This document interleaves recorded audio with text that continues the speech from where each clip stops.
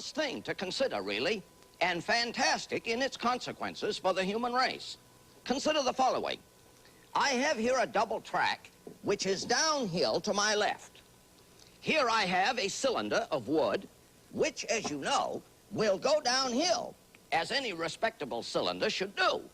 But here I have another geometrical form, and I put it at the bottom of the plane, and lo and behold, it goes uphill. And that's a strange business. Well, friction forces are holding it there, so you see, it goes uphill. And a proper understanding of this lies in an understanding of center of gravity, an idea we got first from Archimedes in about the 3rd century BC. Consider a stick, a meter stick. If it was a good stick, as I would like to have it, it would have to be uniform, homogeneous, and isotropic. Those are wonderful words to know the meanings of. Supposing the stick weighs 10 pounds, and I support it with 2 fingers like that. It is clear that each finger pushes up with 5 pounds each. 5 plus 5 is 10. The stick weighs 10 down. Indeed, if I move the fingers elsewhere, I still exert 10 pounds up, but in 2 places. Now, can I not find a place such as that right there, where I exert a force of 10 pounds up? And we are then led to say that all the stick is right there, all of it. And that's the center of gravity of the stick. Incidentally, I could use also the phrase center of mass, and I leave it as an exercise for you and your teachers to find the difference in center of mass and center of gravity. Now, I said all the stick is here. This suggests that there's no stick here and no stick here. And somebody says, but I see some stick here. And I say, all the stick is right there. And I could prove it. Let me put a clamp on the stick and support it somewhere remote from the center of gravity. If I do that, the stick tips. Obviously, anybody knows that. But if now I put another clamp on the other side and find an appropriate weight here, you will see an astonishing thing, that I can put the stick in equilibrium.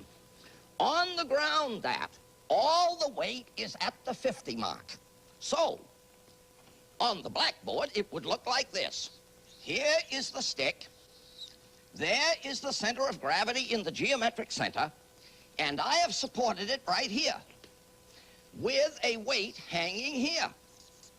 And I say that if we consider all the weight of the stick, W sub S, acting right there, then that weight of the stick times that distance there is equal to this weight times this distance here.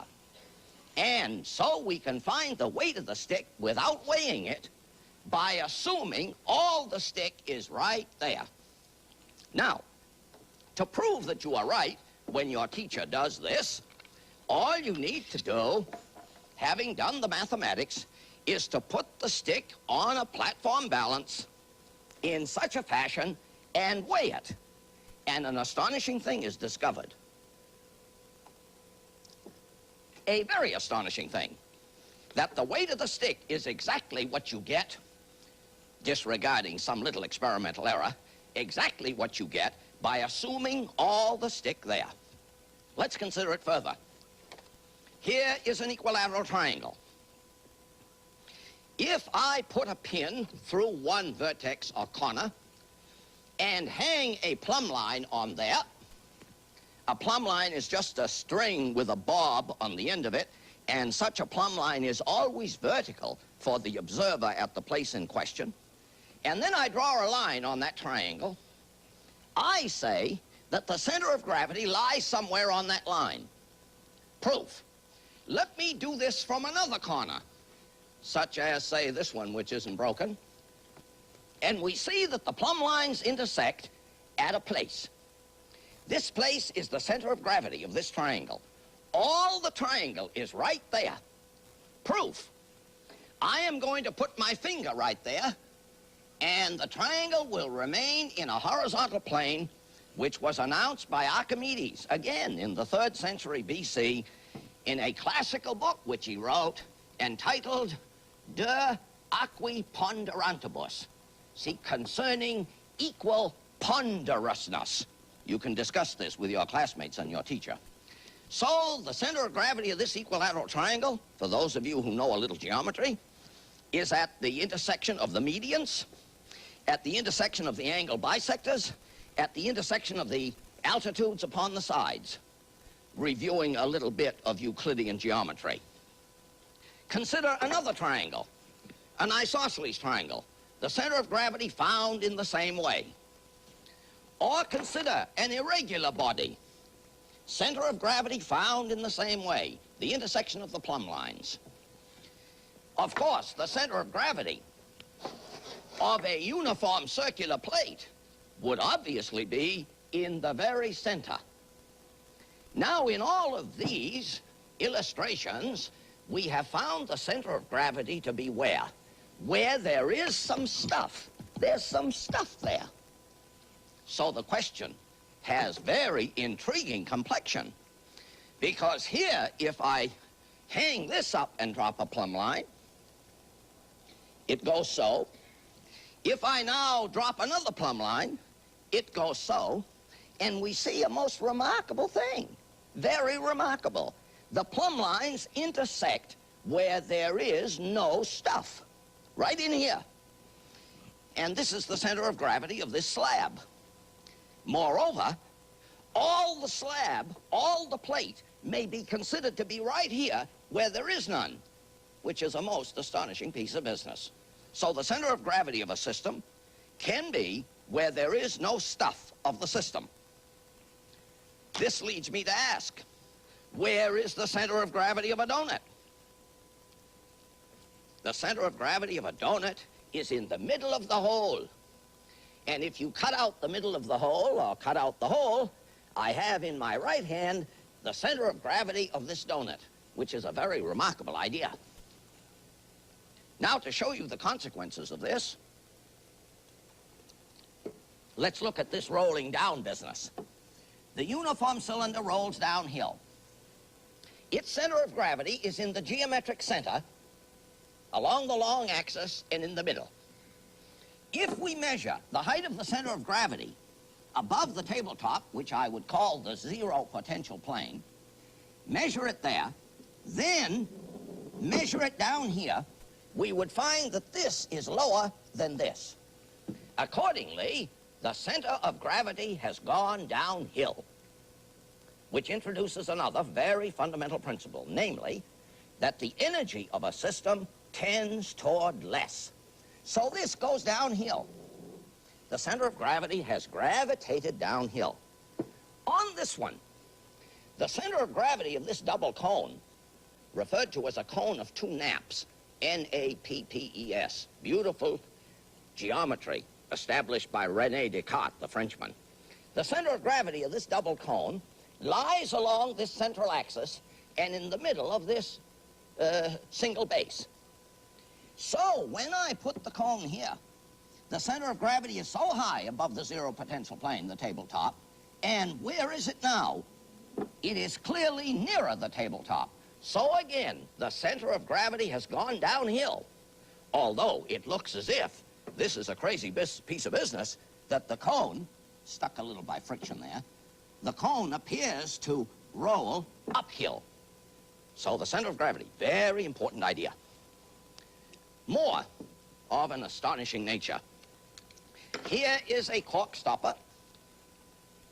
Here is a cork stopper with a pin in it, and there's the head of the pin. Here is another cork stopper with a pin in it, and that's the point of the pin. And if I put these point to head in this position, if I can find that position here, and let go, obviously it will not stay stably. It will tip over. Why? Because the center of gravity is above the point of support, a condition that is not good for equilibrium. So what do? I put a couple forks in here, in any way whatsoever, and then I put the point of the pin on the head of the pin, and there it is. Let me get this away so it doesn't hit the glass vessel, and we see an astonishing thing. Just look at that. Should not that fall off?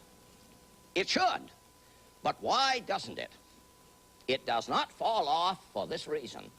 The center of gravity of this system is below the point of support, which is another condition of equilibrium. Here's a good illustration of it. Take this little man, a little metal figure in the shape of a man who supports himself, you see, on the toe of one foot.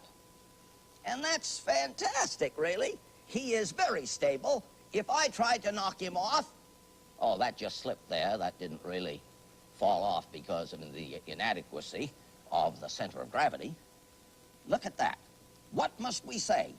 We must say this, that the center of gravity of this man and his rod and the sphere system is below the point of support, which makes him stable. I say the idea of center of gravity is an astonishing one, as I remarked earlier, in its consequences for the human race. Consider this one, more of the same. And I hope you see that I am injecting into this program some elements of fun and jest, because, as I like to say, the intellectual process is usually very severe, so it needs some fun injected into it to make it a little more palatable. Here is a figure most stable for the same reason, the center of gravity below the point of support. Of now fundamental interest to us is such a program as I have here. Consider this block of wood. Square cross-section, cut askew on the bottom. It is so stable. I call your attention to a plumb line that is supposed to be inside at the center of gravity, and that plumb line falls inside the base. Now, let me put another block atop the original. I hope you see what has happened. I have raised the center of gravity and shifted the plumb line to your left, my right, so that the plumb line passes more nearly on the inner edge of the base. The system is now less stable. If now I put another block atop, it is obvious what the consequences are likely to be. The center of gravity has been raised, the plumb line is shifted further to my right, and may indeed fall outside the base. This makes the system unstable, as you will now see. Notice, the slightest displacement is likely to tip it over. So, if a system is stable, as we say in physics, what we mean is this. Any slight displacement from its position of equilibrium will still allow it to return to where it was. If it is unstable, as we have now, because the plumb line falls outside the base, any slight displacement will raise havoc with us. Watch it. And it tips over. You know what I am representing here. I am representing the Tower of Pisa, which I hope you know about historically, and I thought you would like to see a picture of it. In Pisa, in Italy, and I hope one day you will go there to see it for yourself. I say it is a most wonderful thing to contemplate. So, ladies and gentlemen, and boys and girls, we come to the end of our first lesson, let us say, on the great idea of center of gravity, the notion first established by Archimedes. And I thank you for listening.